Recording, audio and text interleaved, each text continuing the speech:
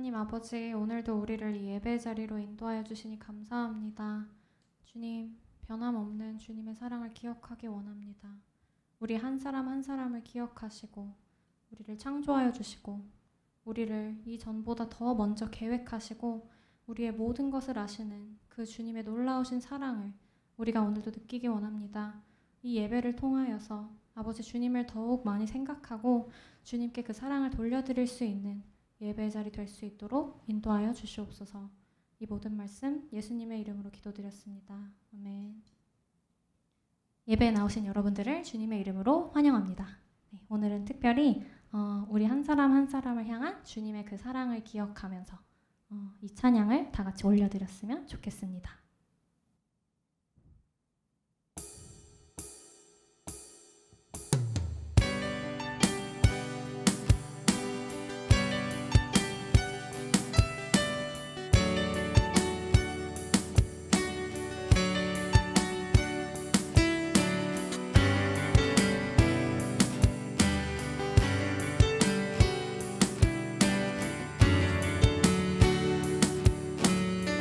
나를 향한 주의 사랑, 나를 향한 주의 사랑, 산과 바다에 넘치니 내 마음 열 때 주님 나에게 참 자유 주셨네. 늘 진리 속에 거하며 나의 손을 높이 들고 언제나 주님의 사랑을 노래하리.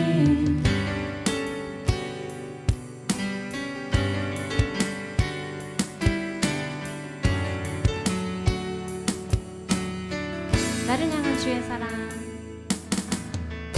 나를 향한 주의 사랑, 산과 바다에 넘치니 내 마음 열 때 주님 나에게 참 자유 주셨네.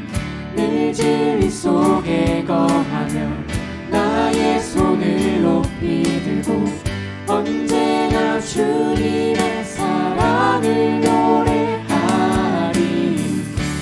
주의 사랑 노래하리라. 영원토록 노래하리라. 주의 사랑 노래하리라. 영원토록 노래. 다시 한번 찬양하겠습니다. 나를 향한 주의 사랑, 나를 향한 주의 사랑, 산과 바다에 넘치니 내 마음 열 때 주님 나에게 참 자유 주셨네. 늘 진리 속에 거하며 나의 손을 높이 들고 언제나 주님의 사랑을 노래하리. 주의 사랑 노래하리라. 영원토록 노래하리라. 주의 사랑 노래하리라. 영원토록 노래하리라. 주의 사랑 노래하리라. 주의 사랑 노래하리라. 영원토록 노래하리라. 주의 사랑 노래하리라. 영원토록 노래하리라.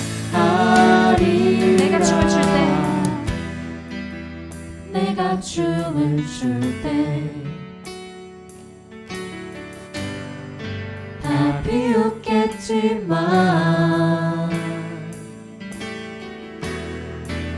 그들도 주 알게 되면 함께 기뻐 춤을 추게 되리. 내가 춤을 출 때, 내가 춤을 출 때 다 비웃겠지만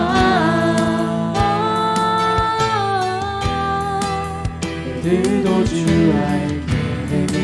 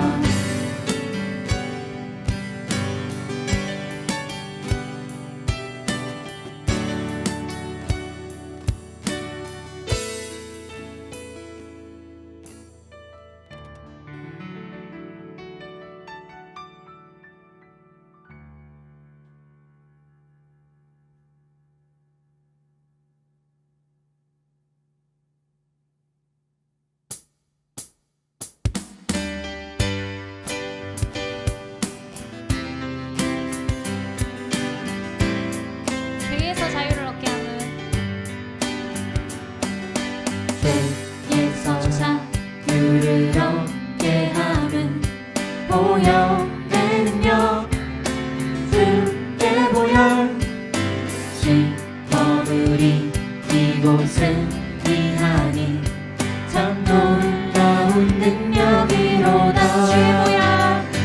주의 보혈 능력이 또다 주의 피 믿으오 주의 보혈 그 어린 양의 매우 귀중한 피보다 육체의 정욕을 이기림은 육체의 정욕을 이기는 보혈의 능력 주의 보혈 정결한 마음을 얻게 하니 참 놀라운 능력이로다 주의 보혈 능력이 또다 주의 피 믿으오 주의 보혈 그 어린 양의 매우 귀중한 피보다 눈보다 더 희게 밝히는 것 눈보다 더 희게 밝히는 것 보혈의 능력 주의 보혈 부정한 모든 것 밝히시니 참 놀라운 능력이로다 주의 보혈 능력이 또다 주의 피 믿으오 주의 보혈 그 어린 양의 매우 이번에 목소리로 찬양하겠습니다. 주의 복음을 전할게요. 주의 복음을 전할 제목 보혈의 능력 주의 보혈 날마다 나에게 찬송 주니 참 놀라운 능력이로다 주의 보혈 능력이 또다 주의 피 믿으오 주의 보혈 그 어린 양의 매우 귀중한 피 주님의 보혈 능력이 있습니다. 주의 보혈 능력이 또다 주의 피 믿으오 주의 보혈 그 어린 양의 매우 귀중한 피보다 주의 보혈 능력이 또다 주의 피 믿으오 주의 보혈 그 어린 양의 매우 귀중한 피보다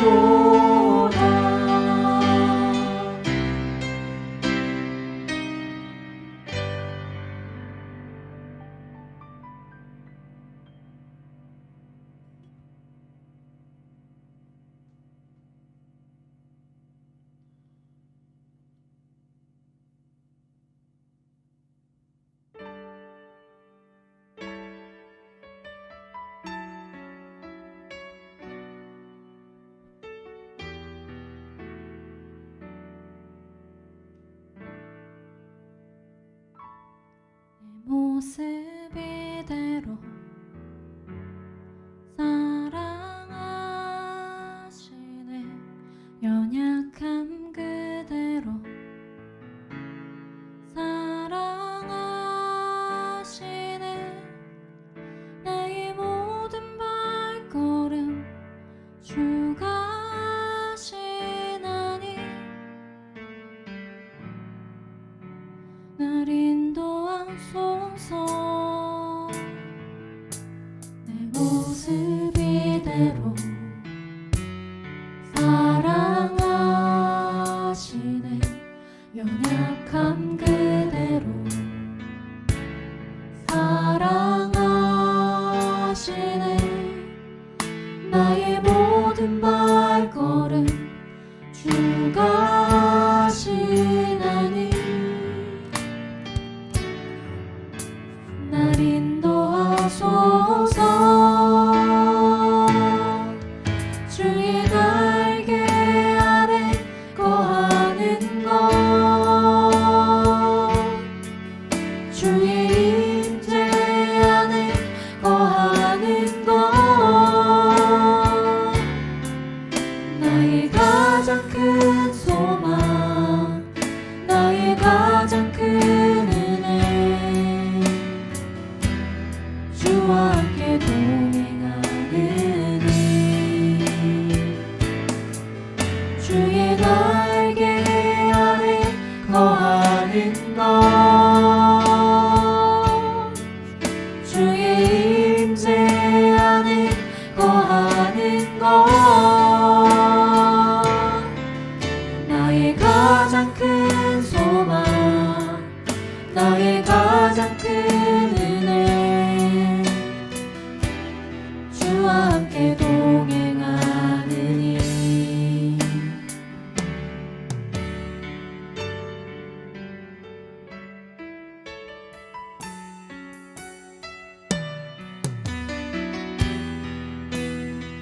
다 같이 자신의 고백이 되길 원합니다. 내 모습 이대로. 내 모습 이대로 사랑하시네 연약함 그대로 사랑하시네 나의 모든 발걸음 주가 하시나니 날 인도하소서 내 모습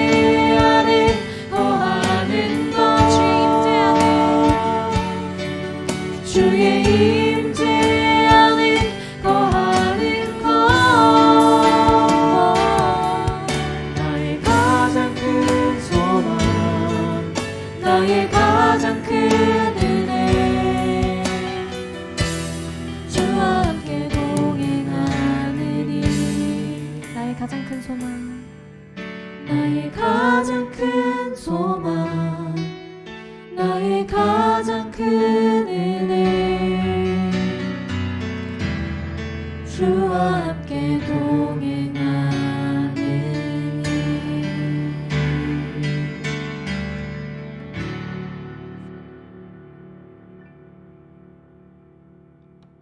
다 같이 기도로 예배 자리에 나아가겠습니다. 우리의 힘이 되어 주시고 동행하는 친구가 되시는 하나님, 지난 한 주 동안 저희가 어디에 있던지 어떤 상황에 놓여 있던지 늘 바라봐 주셔 삶을 지탱하게 해주시고 또 주일을 맞아 예배자로 불러주시는 끝없는 은혜에 감사와 찬양을 드립니다. 변함없는 사랑으로 저희를 굳게 잡아주시고 인도해 주시지만 한편으로는 죄가 많고 허물이 커 세상의 가치와 유혹에 흔들리기도 했었던 것들을 고백합니다. 소망하는 것, 걱정하는 것 모든 것들을 내려놓고 하나님의 뜻만을 소망하고 신뢰하는 하나님 자녀의 삶을 사는 믿음을 허락해 주세요. 팬데믹이 남긴 상처가 참 깊습니다. 사회 곳곳에 양극화가 심해졌고 오랜 기간 단절된 공동체 내의 관계들, 경제적 고통 등 셀 수 없는 어려움이 지속되고 있습니다. 하나님의 질서와 위로를 통해 세상이 회복되고 그 가운데 많은 이들이 하나님을 알게 되어 주님을 피난처로 또 구원자로 섬기게 되는 진정의 회복의 때가 어서 오기를 기도합니다. 코넬 한인교회를 위해 기도드립니다. 주일 예배와 교회 학교를 위한 장소를 찾고 있습니다. 코넬 한인교회에 맡기신 사명을 충실히 감당할 수 있는 공간을 저희에게 허락해 주세요. 하나님께서 예비해 두신 곳을 찾아가는 이 과정에서 오직 하나님의 인도하심과 뜻을 따를 수 있도록 모든 성도님, 예배 장소 준비위원회가 믿음 안에서 함께 성숙하게 해주세요.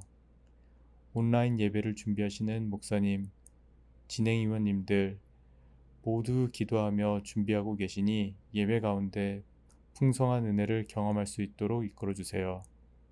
오늘 하나님 주시는 말씀이 성도 한 분 한 분에게 전해져 우리의 삶이 하나님께로 더욱 가까이 가기를 소망합니다.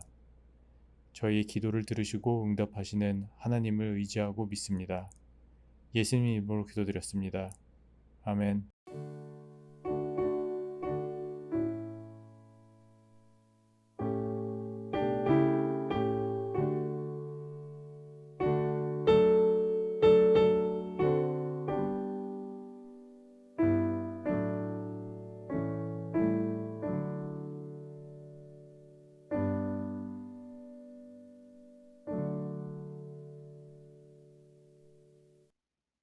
교회 소식입니다. 주일 예배에 참석하신 모든 분들을 주님의 이름으로 환영합니다. 2021년 상반기 동안 아래 기도 제목들로 각자 계신 곳에서 한 마음으로 기도해 주시기 바랍니다. 교회 건물 사용에 대한 학교 측과 새로운 계약 관계로 교회 학교와 주일 예배를 위한 새로운 예배 공간을 주변에서 찾고 있습니다. 은혜 가운데 주님께서 준비해 두신 예배 공간을 찾을 수 있도록 성도님들의 많은 기도 부탁드립니다.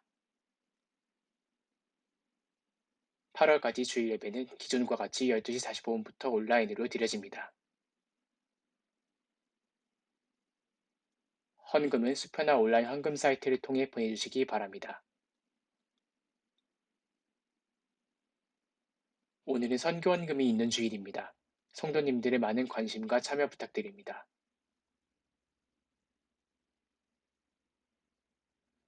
성경일독 3기 열장팀이 일독을 완료하였습니다. 새롭게 성경일독 4기 열장팀이 7월 1일부터 시작할 예정입니다. 성도님들의 많은 관심과 참여 부탁드리며 문의는 담임 목사님께 해주시기 바랍니다.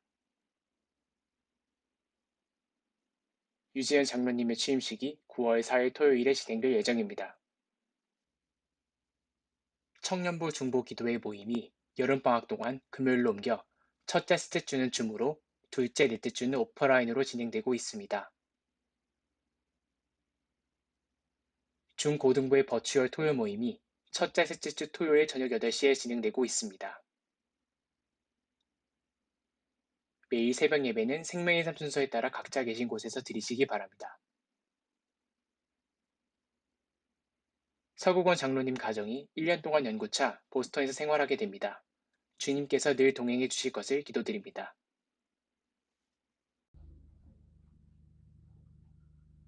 할렐루야, 우리 성도님들 새로운 한 주간이 또 시작되었습니다. 또 주 안에서 승리할 줄 믿습니다.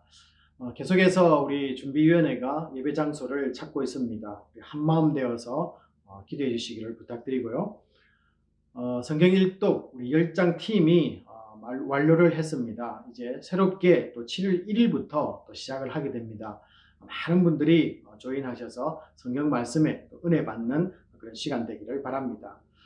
교인 동정 하나를 소개하겠는데요. 우리 서구원 장로님, 박준희 집사님, 그리고 민준 가정이 연구차 또 1년 동안 또 보스턴에 가 계시게 됩니다. 또 먼 곳에서 교회를 섬기게 되시는데요. 그곳에서 섬기는 동안에 또 하나님 은혜롭게 또 잘 지내고 또 성령 충만하기를 위해서 기도해 주시기를 부탁드립니다. 우리 잠시 기도할까요? 아버지 하나님, 우리 서구원 장로님 가정이 또 연구차 1년 동안 보스턴에서 생활하게 됩니다. 주께서 함께 하시며 지혜롭게 우리 자녀들을 인도해 주시고 또 아버지 하나님 강건함으로 모든 가족들 잘 지낼 수 있도록 하나님께서 함께하여 주시옵소서. 특별히 아버지 하나님 우리 서구원 장로님 연구하시는 그 모든 일에 지혜를 더해 주시고 주님께서 함께 하셔서 좋은 결과들이 나올 수 있도록 주님께서 인도해 주시옵기를 간절히 소원합니다. 주여 성령 충만케 역사하시고 그 가정 속에 하나님의 은혜가 부어지도록 축복하여 주시옵소서. 감사드리며 우리 주 예수 그리스도 이름으로 기도합나이다. 아멘. 오늘 주시는 말씀은 요한복음 12장 1절에서 8절입니다. 6 days before the Passover, Jesus came to Bethany, where Lazarus lived, whom Jesus had raised from the dead. Here a dinner was given in Jesus' honor. Martha served, while Lazarus was among those reclining at the table with him. Then Mary took about a pint of pure nard, an expensive perfume.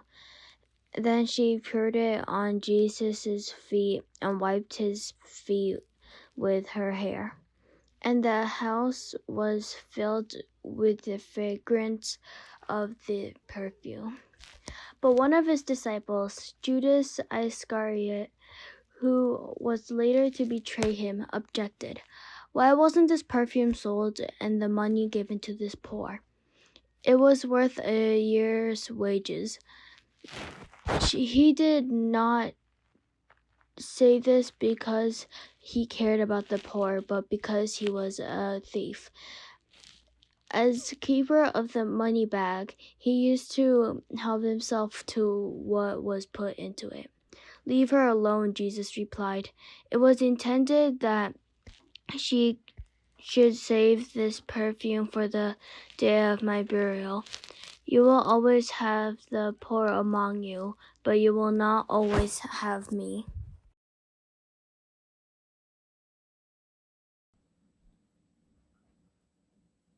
지금까지 보았던 이 요한복음 시리즈를 마무리를 하려고 합니다. 오늘 본문을 보시면요, 6월절이 다가왔고 예수님 일행은 다시 예루살렘으로 가려고 합니다. 그러나 이 여정은 예수님의 이 땅에서의 마지막 한 주간이 되게 됩니다. 요한복음 12장 1절 보시면요, 예수님 일행은 예루살렘에 먼저 도착하기 전에 베다니에 이르는 모습을 보여주고 있습니다. 우리가 잘 알다시피 이 베다니는 나사로가 죽었다가 살아난 그런 곳이기도 합니다. 또한 지난주에도 제가 말씀드렸지만요, 예루살렘과 한 2 내지 3km 정도 떨어진 가까운 곳이었기 때문에 12절을 보시면요, 그 다음 날 예루살렘으로 들어가기에 적합한 곳이 아니었겠는가, 그래서 이곳을 방문했다라고도 이렇게 추정을 해볼 수가 있습니다. 무엇보다도 이 주님이 사랑하는 나사로 가족들이 살고 있었기 때문에 이곳을 찾아왔다라는 것입니다. 그런데 요한이 기록하고 있는 이 내용과 너무나 비슷한 이야기가 마태와 마가에도 등장하고 있다라는 것입니다. 그래서 이 마태, 마가, 그리고 요한이라는 이 세 곳의 이야기가 같은 이야기인가 아니면은 다른 이야기인가, 뭐 이런 논쟁이 좀 있을 수 있는데요. 왜 그러냐면은 그 디테일하게 좀 살펴보면은 이 세 곳에서 한 몇 가지 차이점을 우리가 발견할 수가 있습니다. 그래서 오늘 그 차이점을 보면서 우리가 한번 결론으로 한번 먼저 도달해 보도록 하겠는데요. 요한복음 2절을 보시면은 거기서라고 말합니다. 분명히 이 거기서라는 것은 이 베다니라는 것은 확실합니다. 하지만은 이 베다니는 확실하지만은 거기서라는 장소가 사랑하는 나사로의 집인지는 요한은 분명하게 밝히고 있지 않다라는 것입니다. 자, 그런데 아까도 제가 앞에서 말씀드린 것처럼 이 마태복음 26장 6절과 또 마가복음 14장 3절에서는요, 이 베다니에 있는 나병 환자 시몬의 집이라고 구체적으로 그 장소를 밝혀주고 있다라는 것입니다. 뭔가 좀 차이점이 나기 시작하는 것이죠. 그러나 이제 우리가 조금 이 사건을 볼 때 정황을 다시 한번 우리 앞에서 쭉 이야기를 연결시켜서 다시 한번 구성을 해보면요, 이렇게 이야기를 할 수 있을 것입니다.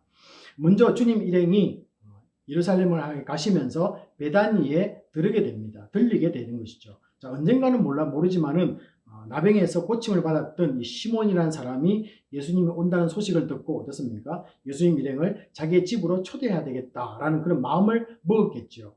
한 동네의 사람들이다 보니까 나사로는 어떤 사람입니까? 같은 동네에 살았던 사람이기 때문에 나사로도 그 자리에 함께 한 것으로 보시면은 이렇게 오늘 본문을 그죠? 다른 이야기로 보지 않아도 될 것 같다라는 것입니다. 자, 그런데 두 번째 차이점이 나타나는데요. 이 요한과는 달리 마태와 마가는 나사로의 이름조차도 언급을 하고 있지 않습니다. 마태와 마가를 쭉 보시면요. 특별히 오빠인 나사로 이야기 언급하지 않고요. 또 요한은 마리아라고 이름을 밝히고 있지 않습니까? 그런데 마태복음 26장 7절과 마가복음 14장 3절 보시면 어떻습니까? 그냥 마리아 이름 대신에 한 여인으로만 언급을 하고 있다라는 것입니다. 이름을 전혀 밝히고 있지 않습니다.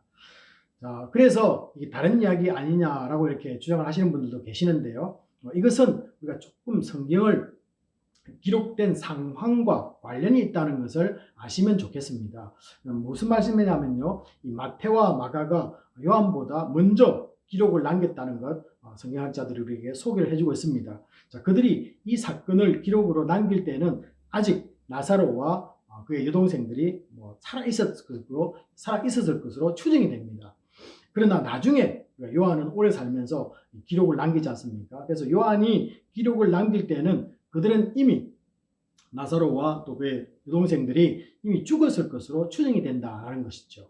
자, 이미 그들이 죽고 난 뒤라 어떻습니까? 안심하고 그들의 이름을 거론할 수 있었기 때문에 요한은 그들의 이름을 밝히고 있다라고 이렇게도 설명이 가능하다라는 것입니다. 왜냐하면요, 우리가 읽지 않았지만은 우리 오늘 본문 요한복음 12장 10절을 보시면은 어떻게 되고 있습니까? 나사로가 다시 살아난 사건으로 인해서 많은 사람들이 믿게 되었습니다. 그러니까 유대 종교 지도자들이 예수님만 죽이는 것이 아니라 나사로 역시 죽이려 하고 있기 때문에 그렇다라는 것이죠. 그래서 이 마태와 마가는 그들의 이름을 노출시킴으로 인해서 그들을 위험에 처하지 않도록 배려하고 있다라는 것을 우리가 볼 수 있다라는 것입니다.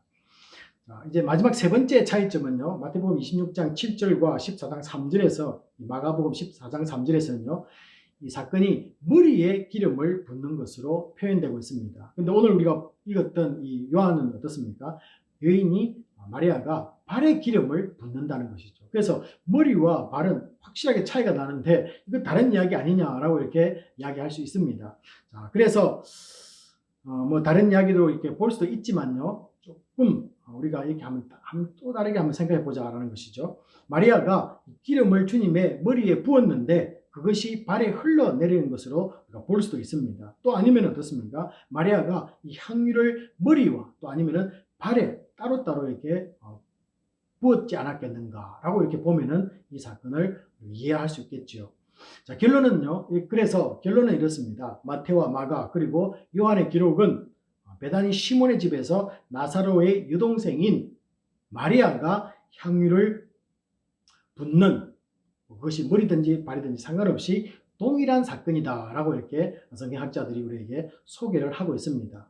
이 정도 여러분들이 아시고 본문을 한번 집에서 다시 보시기 바랍니다. 자, 그런데요, 여기서 끝나면은 좋겠습니다. 그런데 한 여인이 예수님 발에 향유를 붓는 이야기가 또 하나 성경에 기록되어 있다는 것입니다. 이 누가복음 7장인데요. 특별히 누가복음 7장 38절에 보면은 이렇게 기록되어 있습니다.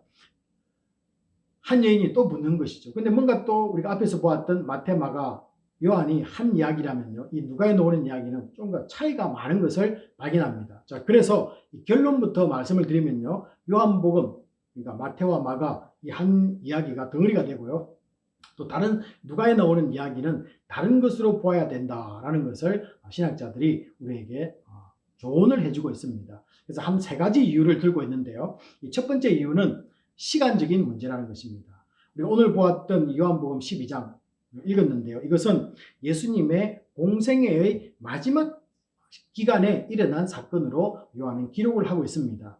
자, 그러나 누가복음 7장은요, 예수님의 사역이 한창 일어나던 그때에 기록된 것이라는 것은 이 시간적인 차이점이 발견된다는 것을 알 수가 있습니다. 두 번째는요, 요한은 사건의 주인공이 나사로의 동생 마리아임을 이름을 밝히고 있습니다. 아까 제가 설명했지 않습니까? 대신에 누가복음 7장 37절에서는 어떻게 기록되어 있습니까? 그 동네에 죄를 지은 한 여자다라고 이렇게 마리아와는 좀 상관이 없는 이야기를 다루고 있다라는 것이죠. 그래서 우리가 이 마리아를 죄 지은 여인으로 볼 수 있겠지만요, 좀 다른 이야기가 있다라는 것을 소개하고 있다는 것입니다. 자, 세 번째는요, 이 차이점은 그렇게 우리가 다른 이야기로 볼 수 있는 이유는, 세 번째는 이 향유를 붓고 난 뒤에 어떤 이야기가 이어지고 있습니까? 우리가 오늘 본문을 읽지는 않았지만요, 이 여인이 부었을 때 이 가룟 유다가 아니 그것을 팔아서, 귀한 것을 팔아서 가난한 사람들에게 주었으면 좋지 않겠는가 라는 이런 불평이 나오는 것을 보게 됩니다. 그리고는 가룟 유다가 여인의 행동에 대해서 의의를 제기하는 내용이 쭉 요한복음에서 이어지고 있다라는 것이죠.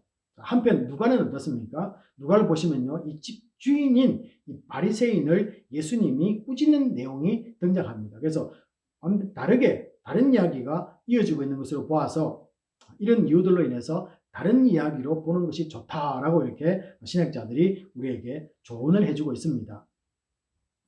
자, 여러분, 이 정도 우리가 이 배경적 지식을 가지고 오늘 말씀에 한번 집중해 보도록 하겠는데요.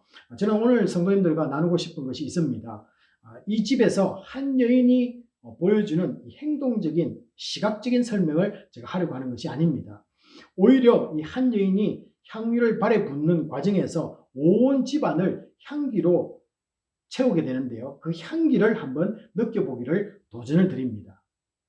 예수님은 우리들로 하여금 이 향기 나는 삶을 살기를 원하고 계시기 때문에 그렇습니다. 그래서 우리 모두가 집중해서 오늘 본문에서 찾아야 할 것들이 있는데요. 먼저 2000년 전 한 유대 마을 사람들이 맡았던 그 향기는 우리들에게는 지금 2000년 이후에 있는 우리들에게는 그 향기가 어떤 의미로 다가오는가라는 것입니다. 꼭 그걸 생각해 보시고요. 그리고 우리가 예수 그리스도를 따르고 주님의 몸된 교회를 섬기면서 만들어내야만 하는 향기는 과연 그러면은 이 시대의 향기는 무엇인가? 나의 향기는 무엇인가? 자, 그리고 마지막으로 어떻겠습니까? 어떻게 하면은 우리 개인이 아니면 가정이 우리 교회가 이런 향기를 만들어낼 수 있을까라는 이 질문을 제가 이 말씀 속에서 나누고 싶습니다. 그래서 여러분들이 이 말씀에 집중하시면서 여러분들 나름대로도 한번 그것들을 찾아가시는 그런 시간이 되기를 도전을 드립니다. 자, 우리 다시 이야기로 돌아오면요. 오늘 한 여인이 이 잔치 자리에서 나게 한 아름다운 향기는 알다시피 이 자연 발생적으로 생겨난 것이 아니라는 것입니다. 뭔가 다르게 말하면 어떻습니까? 의도가 있었다는 것이죠. 뭔가 계획된 사건이었다라는 것입니다. 자, 그 여정을 한번 보게 되겠는데요. 요한복음 12장 2절을 보시면은 예수를 위한 잔치였다 라고 이렇게 기록이 되고 있습니다. 우리가 앞에 보았던 이 똑같은 이야기를 적고 있는 이 마태복음 26장 6절에서는요, 단순히 어떻게 되어 있습니까? 시몬의 집에 계실 때에 이런 사건이 있었다 이렇게만 설명합니다. 자, 그런데 마가복음 14장 3절을 보시면요, 시몬의 집에서 식사할 때라고 이렇게 조금 더 구체적으로 설명을 하고 있습니다. 자, 그러나 요한은 어떻습니까? 시몬의 집에서 머물 때 식사가 있었는데 그 식사 자리는 예수를 위한 잔치라는 것을 분명하게 요한은 밝히고 있다라는 것입니다. 그래서 그 식사 자리는 그냥 식사 자리가 아니라 예수님을 위한 잔치 자리다라는 것을 우리에게 부각시키고 있는 것이죠. 자, 그러므로 예수로 인해서 예수 때문에 나온 향기다라는 것을 요한은 우리에게 은근히 이렇게 도전을 주고 있다는 것입니다. 자, 예수님이 그 자리에 없었다면은 그 향기는 있을 수 없었다는 것이죠. 예수님으로 인해서 나온 향기다라는 것을 말씀해 주고 있습니다. 물론 주체는 어떻습니까? 마리아가 옥합을 깨뜨려서 그 집을 온 집안에 향기 나게 만들었지만은 어떻습니까? 그것보다 더 중요한 것은 예수님이 없었다면 그 향기는 없다라는 것이죠. 이것이 요한의 포커스입니다. 자, 우리 코넬 한인교회와 성도님들의 삶도 주님을 위한 잔치에서 나오는 아름다운 향기가 많기를 소원합니다. 주님을 초청한 이 집주인 시몬이 이제 한번 보게 되는데요. 그는 어떤 향기를 또 나타내고 있을까라는 것을 한번 집중해 보길 바랍니다. 자, 그는 의사들도 고칠 수 없는 불치병인 나병에서 치유받은 사람으로 소개가 되고 있습니다. 우리가 잘 알다시피 나병 환자는 모든 삶으로부터 환자를 소외시켰습니다. 그리고 공동체로부터 이탈되게 만들었다는 것 우리가 너무나 잘 알고 있지 않습니까?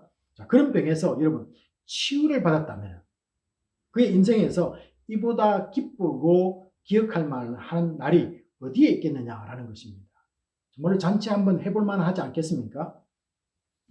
자, 그는 이런 감사를 담아서 주님을 잊지 않고 자신의 집으로 초대했을 것이다 라는 것이죠.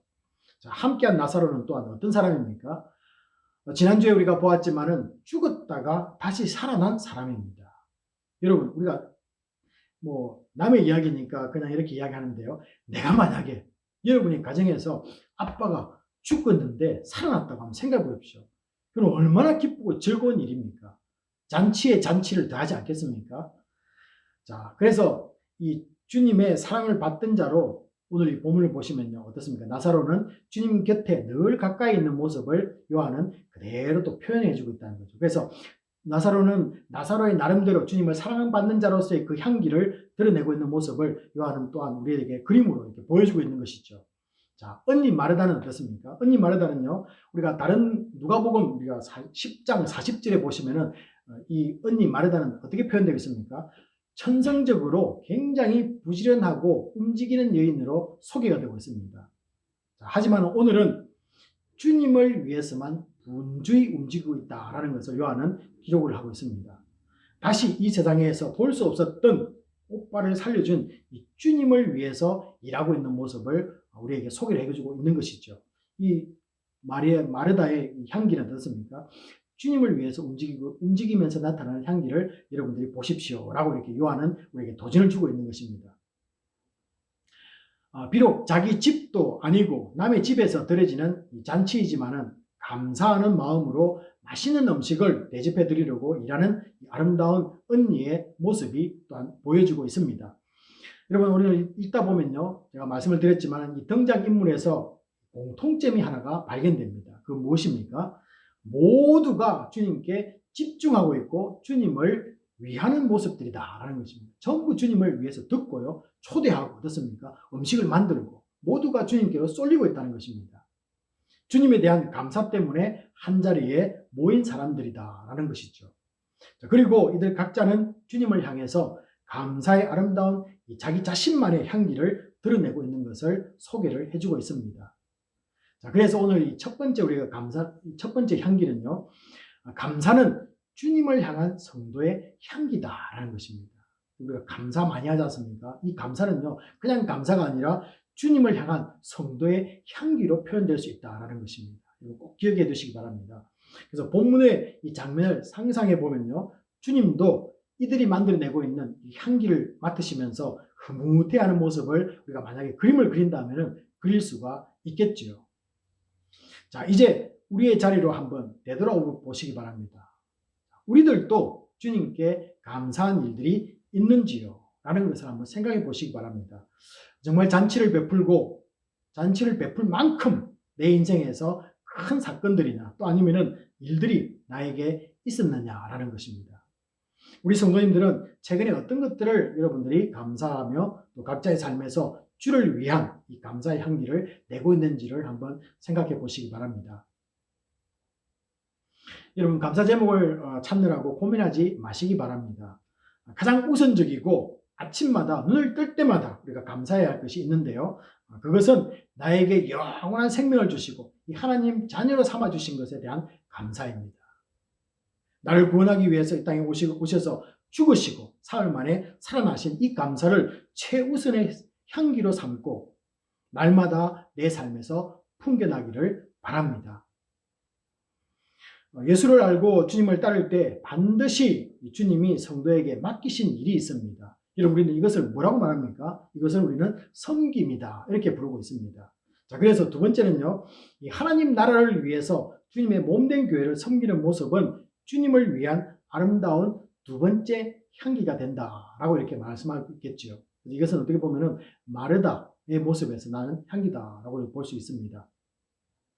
자, 우리 성도님들 지금도 그 향기를 품고 계시는지요?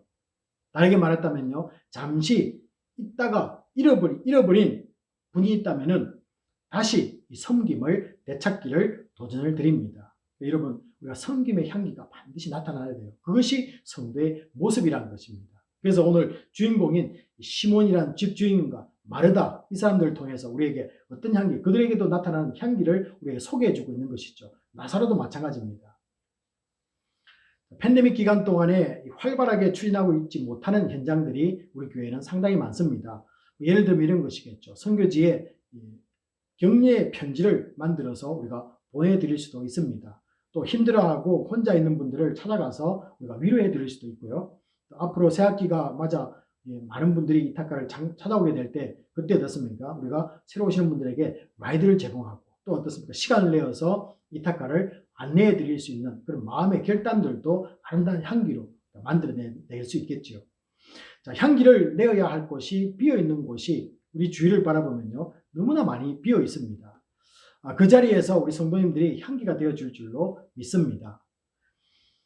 또 다른 방법은 어떤 게 있을까요? 오늘 이 잔치를 마련한 이 집 주인처럼 잔치 자리를 한번 마련해 보시기 바랍니다. 여러분이 직접 한번 잔치를 베풀어 보라라는 것이죠.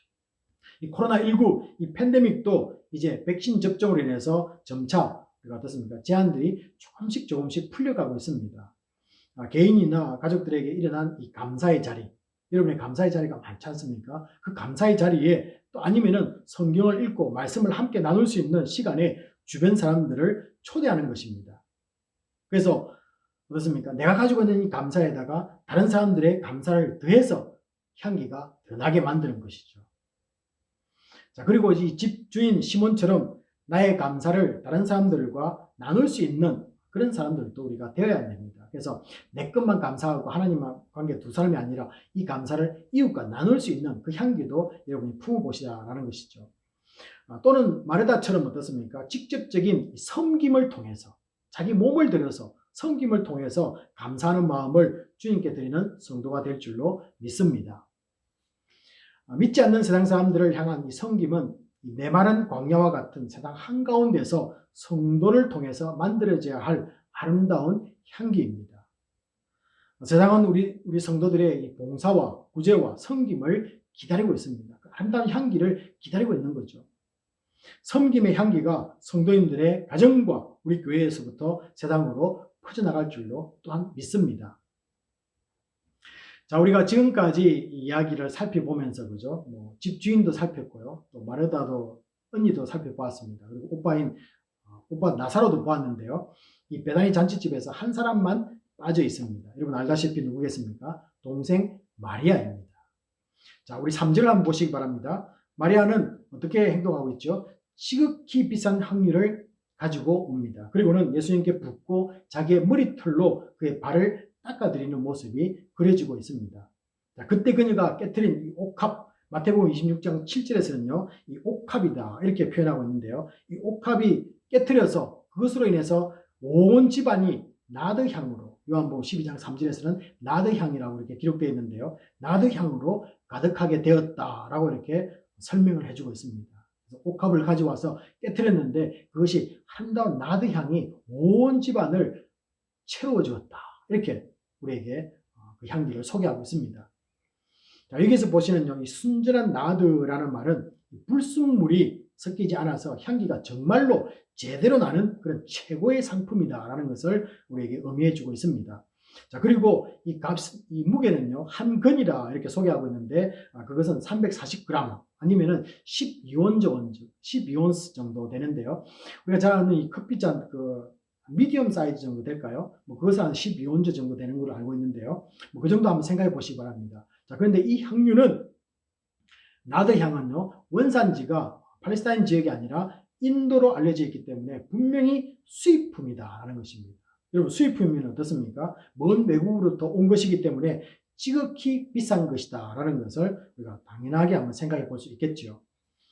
자, 요한복음 12장 5절에 의하면요, 그 값이 300데나리온의 값어치가 있다라고 이렇게 요한은 우리에게 또 한 번 더 소개를 하고 있습니다.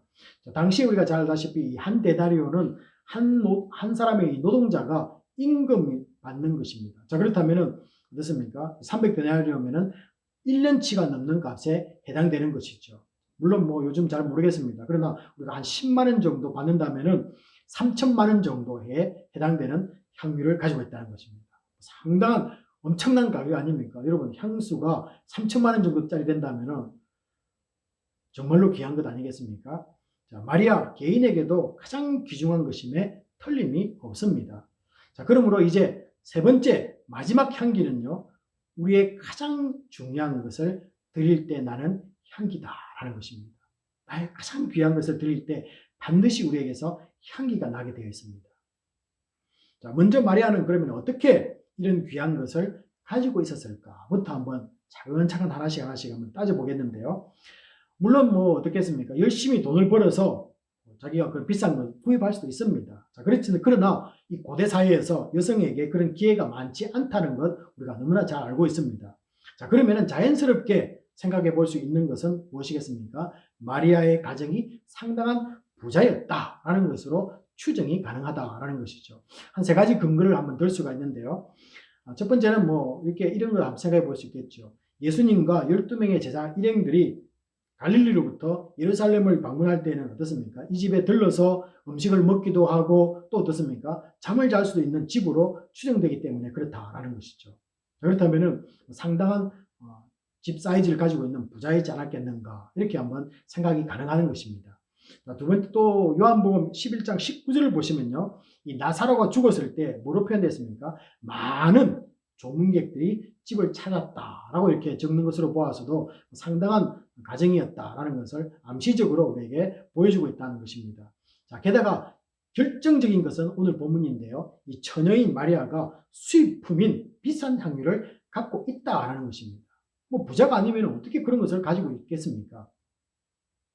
자, 그러나 여러분 중요한 것은요. 그런 것이 중요한 건 아닙니다. 이런 것들을 다 뒤로 하고 아무리 부자라도 자신이 소중히 여기고 있는 이 향유를 남의 발에 붓는다는 것은 대단한 결심이 없으면은 불가능하다라는 것입니다.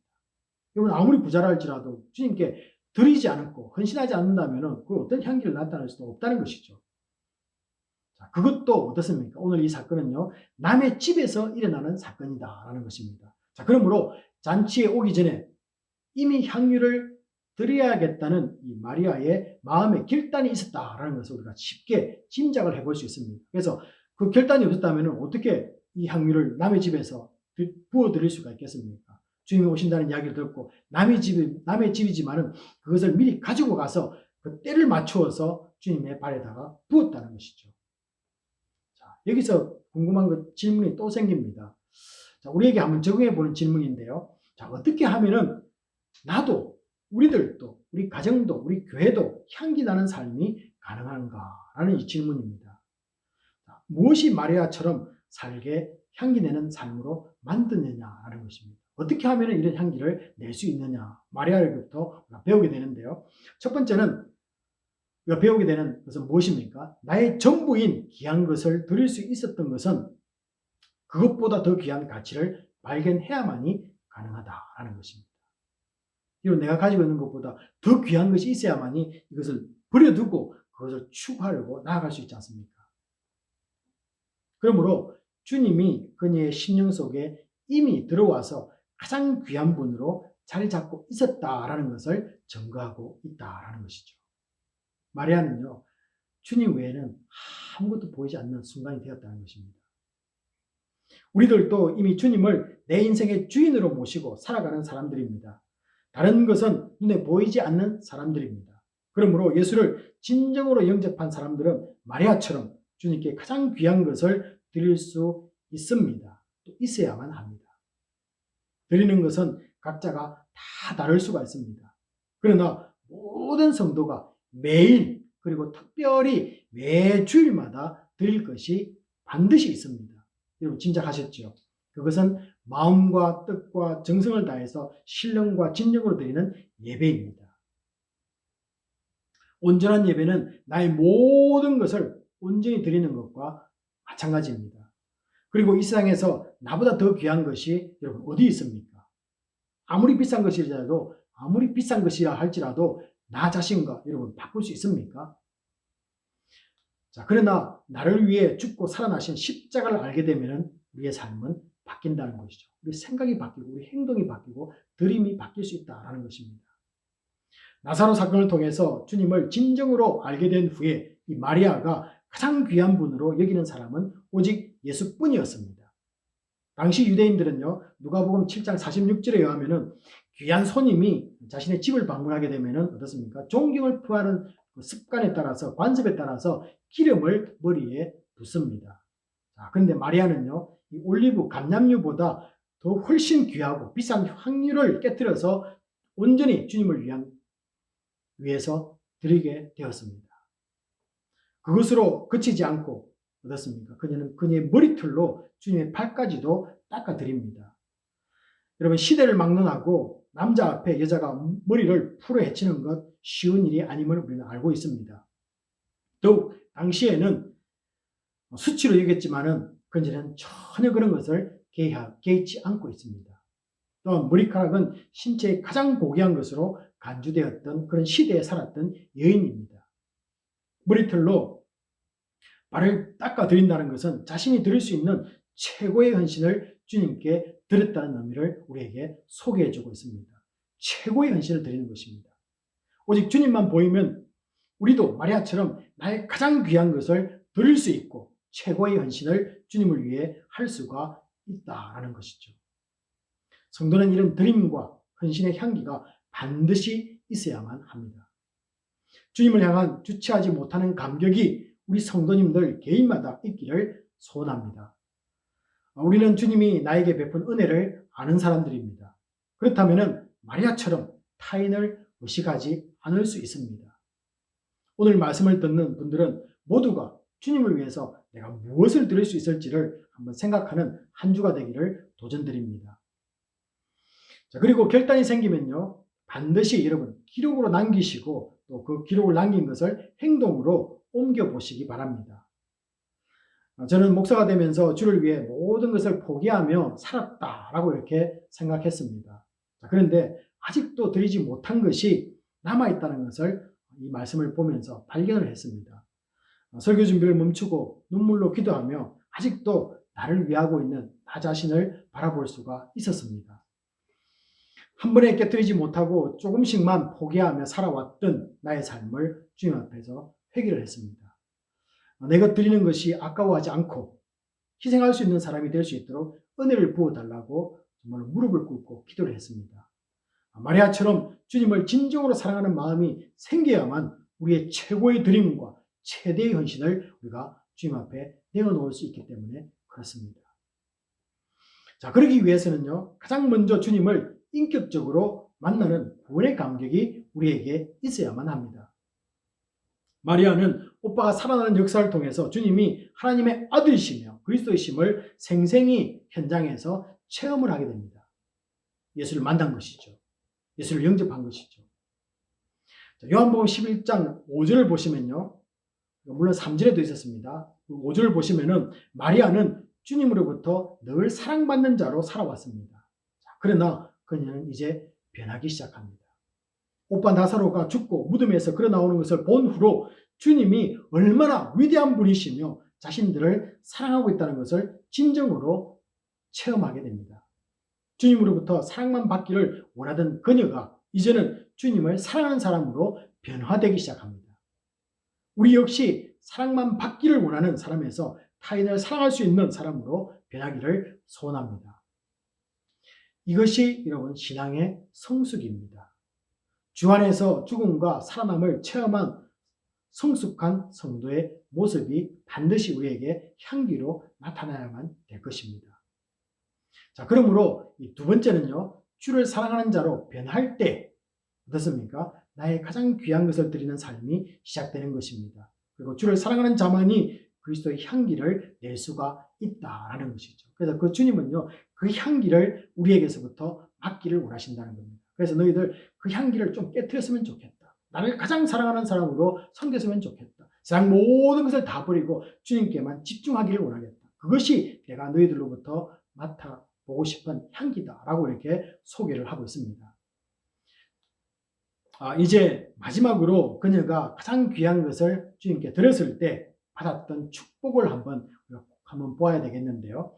이것은 같은 이야기를 적고 있는 이 마가복음 14장 9절을 보시면요, 이렇게 기록하고 있습니다. 내가 진실로 너희에게 이르노니 온 천하에 어디서든지 복음이 전파되는 곳에는 이 여자가 행한 일도 말하여 그를 기억하라 라고 이렇게 말씀하고 있습니다. 자, 이런 엄청난 칭찬을 받은 여인은 없을 것입니다. 그곳에 있던 모든 사람들이 이 여인의 모습을 보면서 어떻습니까? 야, 너무 비싼 것 허비한다 라고 이렇게 말했습니다. 하지만은 주님을 최고로 생각하는 한 사람의 드림을 주님은 축복하고 계십니다. 주님이 진짜 감동한 사람은 주님을 진정으로 사랑하는 사람뿐입니다. 주님을 감동시키길 원하십니까? 주님을 진정으로 사랑해 보시기 바랍니다. 진정으로 사랑한다는 것은 그럼 어떻게 표현될까요? 여러분, 마리아처럼 정말로 물질적으로 비싼 것을 드리면 됩니까? 아니면은 그런 모습에서 그런 모습 때문에 주님이 감동하고 칭찬하셨을까요? 한번 생각해 보시기 바랍니다. 자, 그러면은 돈 없는 사람은 주님을 감동시키지도 못하게 되겠네요. 과연 그런 주님이실까요? 저는 그렇지 않다고 생각합니다. 또 주님은 그렇지 않습니다. 분명합니다. 주위에서 우리가 바라봐야 할 마지막 대목입니다. 다시 말씀드리지만은 주님을 감동시키는 것은 우리가 가지고 있는 물질과 명예 이런 것에 의존하지 않습니다. 가장 예수를 귀하게 여기는 마음입니다. 여러분, 주님을 가장 귀하게 여기는 마음이 여러분의 심장 속에 자리 잡고 있느냐라는 것입니다. 이 마음이 생길 때 모든 것을 우리가 드릴 수 있고 무릎을 꿇고 그분만을 섬겨낼 수가 있다라는 것이죠. 받기만 원하는 사람이 이제는 내 것을 내어놓을 수 있는 사람으로 변하게 됩니다. 이것이 최고의 향기입니다. 그리고 주님이 우리에게서 맡고 싶어하는 향기라는 것이죠. 2000년 전에 한 여인에 의해서 깨트려진 옥합으로 아름다운 향기가 났습니다. 그 향기는 그 자리에 있는 사람뿐만 아니라 앞으로 오는 모든 세대들에게도 그 향기를 맛볼 수 있게 만들었습니다. 우리 코넬 한인교회가 주님을 최고로 여기는 마음과 감사의 섬김으로 인해서 이타카와 호닝 지역을 아름다운 향기로 채우기를 소원합니다. 정오와 교만으로 채워져 있는 이 땅을 사랑의 향기로 채우고 또 죄악으로 채워져가는 이 세대를 향해서 예수 그리스도의 복음을 향기로 채우는 교회가 되기를 기도해 주시기를 바랍니다. 이제 사랑받기만을 바라는 마음을 조금만 줄이시고 주님을 사랑하는 성도가 되어서 아름다운 향기를 내는 복된 성도가 되기를 주님의 이름으로 축복합니다. 이 시간은 주신 말씀 붙잡고 우리 동성으로 있는 자리에서 기도하는 시간입니다. 주님이 가장 귀한 분으로 내 마음에 모시고 살기 원합니다 라고 기도해 주시고요. 주님 사랑받기를 원하는 사람에서 이제 사랑을 줄 수 있는 사람으로 내가 변화되기 원합니다. 그리고 주님이 원하시는 향기를 이 세상에서 더욱 낼 수 있기를 소원합니다 라고 이렇게 같이 한번 기도하도록 하겠습니다. 기도하시겠습니다. 주님이 이 세상에서 가장 귀한 분으로 내 마음속에 모시고 살아갑니다.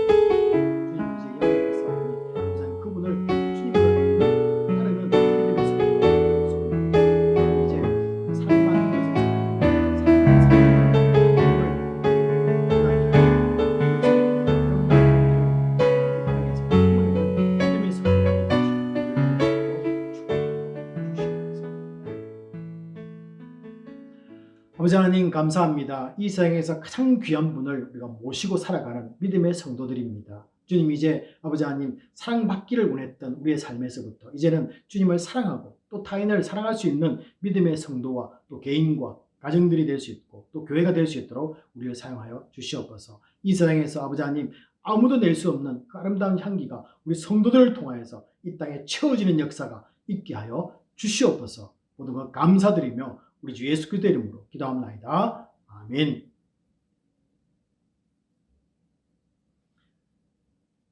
이 시간 있는 자리에서 모두 일어나 본 기도와 축도로서 모든 예배를 마치도록 하겠습니다. 오늘도 주님 앞에 나와 모든 영광과 찬양을 올려드립니다. 하나님 나라와 주님의 몸된 교회를 위해 드린 물질들을 받아주시고 손길들을 기억하실 줄 믿습니다. 특별히 선교사님들과 구제와 봉사가 필요한 곳에 관심과 사랑을 더욱 보내는 믿음의 교회로 성장하게 축복하여 주시옵소서. 지금은 우리 주 예수 그리스도의 은혜와 지극하신 하나님의 사랑하심과 성령님의 감동감화 위로하심이 그리스도를 위한 향기를 이 땅에서 내기로 결심하는 모든 성도들 위해 지금부터 영원까지 함께 있을지어다. 아멘.